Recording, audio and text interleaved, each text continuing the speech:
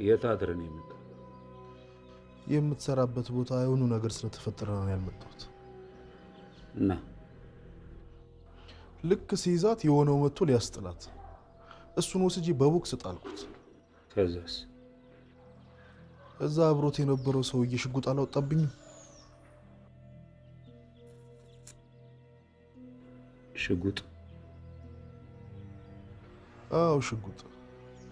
ልክ ሽጉጡን ሲያወጣው አቢቲም መኪናውን አስነስቶ ቆሰው። ታዲያ ለምን አንተ ወደዚህ አልመጣ? ያው ከተከተሉኝ አንቺ ላይ እንዳላስፎግርብሽ ብዬ ነው። ለምን አልደወልክ? ኧረ ተቂ፣ ሰዎቹን ስላላየሻቸው። ዝም በል ጭባ። አሁን ሌላ ነገር ሳይፈጠር ከፊቱ ይጥፋ እኮ። አፍጥ ነው